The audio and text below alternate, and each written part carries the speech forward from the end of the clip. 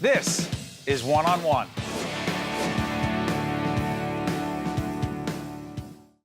We're pleased to welcome Dr. Maureen Gillette, Dean of the College of Education and Human Services at Seton Hall University. Good to see you, Doctor. Thank you. I'm thrilled to be here, Steve. We're both, let's disclose, we're both Seton Hall Pirate fans, basketball team. We are. We follow basketball. That's where I met you the first time. So that's right. Glad to meet you here now and wish for a good season for Seton Hall next year. But let's get to education. You have a very clear philosophy of what it takes to educate our children, particularly in urban schools. Talk about it.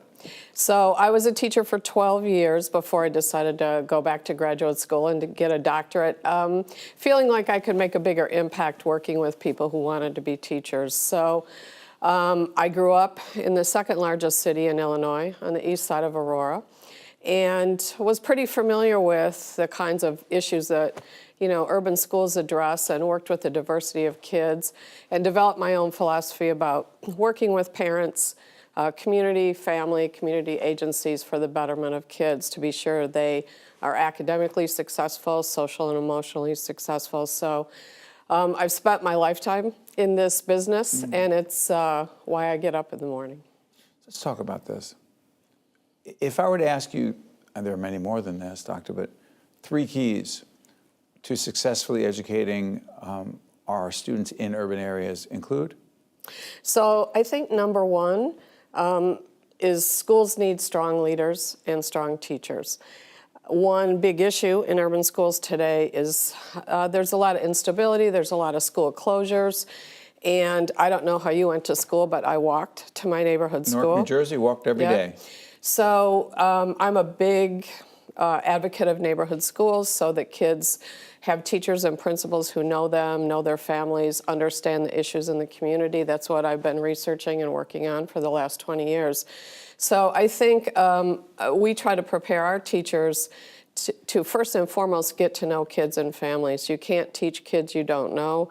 You can't help families if you don't know what they're going through. And so stabilizing urban schools by connecting with kids and families. If you look across the nation, the most successful urban schools are the ones where the parents are involved, the community's involved, the teachers and principals are there for the long run. They're not coming in and out every couple of years, and they're really committed to being sure the kids are successful. Go back to the parenting part. I've often, after doing this program in the spring of 2018, working on my wife and I separately working on a language arts project for our 13-year-old who's in the Montclair schools as we speak right now. And she's helping him edit it, and then he types it out, and then I'm editing, and I'm saying, Chris, but Mom just didn't you incorporate that into it? And here's my point. What advice do you have for those of us who want the best, well, that's all of us, for our children, but try to find the balance between looking for excellence, the best our kids can do, and not, dare I just say, getting frustrated. Right. Yeah, it's hard. So I know it's not just me. And every kid is different, and so you come from a family of 4. They learn differently? Yeah. Oh, definitely. Even within the same family, kids have different learning styles, learning interests. And so I know that parents get frustrated, but I think in today's world, schools are hooked up to parents. There are websites often that parents can go on. Technology helps? Yeah, technology helps a lot, yeah. And in some urban communities that we talked about where parents don't have access to the internet. So we find a lot of kids and families have the devices. They have a smartphone, they have an iPad, but sometimes they don't have access to internet at home, and that's detrimental. But going back to your question, I think, I did the same thing. I was a teacher, and my daughter is a writer today, but I made her cry often, editing her paper, Steve, So a teacher, parent, editing your daughter's paper who became a writer. Right. I'm sure it's not a total accident. Challenging? Really challenging, yeah. She's a science writer, and science was not my forte.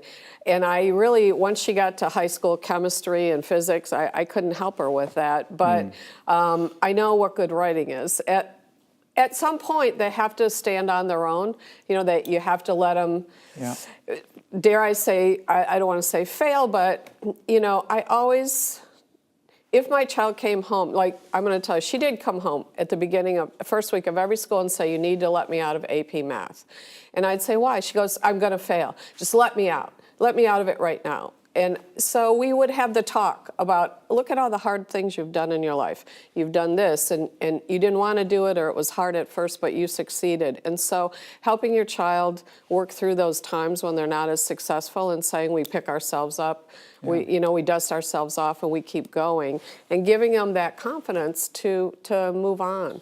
I think about, the kind of parent you were then and the kind of committed you are to education. How much more challenging is it for kids in urban areas without the socioeconomic means, sometimes without the family structure that we're talking about right now, and two parents there sometimes, but with one parent working 2-3 jobs, how much harder is that for a kid? It's really hard, and I always ask our pre-service teachers, how much do kids have to change to meet the expectations of school, and how much should school think about changing to meet the needs of families today? So one of the things we want to do is help our students understand that housing instability, food insecurity, job insecurity, safety in the neighborhoods, all those impact on. Are they educational issues? Of course. How? Yeah. Because kids can't learn if they're hungry. Kids can't learn if they're afraid they're going to get beat up on the way to school. Or get evicted. Or get evicted. Speaking of which, we did our One Book, One College with the book Evicted this year, and we had Matt Desmond come to campus and give a talk, but all of our students studied that book Evicted and talked about, what does that have to do with my job as a teacher if the kid doesn't come to school tomorrow because he got thrown out of his house today. So, I think that it's incumbent upon us to prepare our school leaders, because we do principal preparation, as you know, school counselors, school psychologists, teachers. Even we have a law enforcement program, law enforcement officials.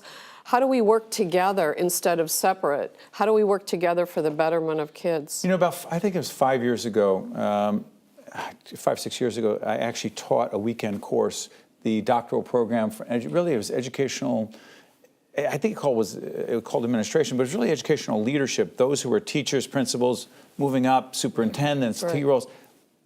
That's important, because you talked about leadership before. Right, it's really important. And if you think about good schools, what we know from the research is the principal is instructional leader, as role model for the teachers. If the principal's in the community, the teachers are going to say, oh, I need to be out there understanding what's going on. And so my work in Chicago was really around some of the most challenged neighborhoods in Chicago by all these issues: violence, food insecurity, housing insecurity, safety issues. And I think we did an amazing job, and that's what we're working on here. I mean, we have schools we work with in Newark. We have schools we work in with South Orange Maplewood, where the community is working on these issues too. Well done. This is Dr. Maureen Gillette, Dean of College of Education and Human Services at Seton Hall University. We thank you so much. Well done. Thank you very much, Steve. Catch you next time, folks. Yeah. One-on-One with Steve Adubato has been a production of the Caucus Educational Corporation, celebrating over 25 years of broadcast excellence. Funding for this edition of One-on-One with Steve Adubato has been provided by the New Jersey Education Association, Investors Bank, Hackensack Meridian Health, Verizon, Choose New Jersey, New Jersey Sharing Network, and by Horizon Blue Cross Blue Shield of New Jersey. Transportation provided by Airbrook Limousine, serving the metropolitan New York, New Jersey area.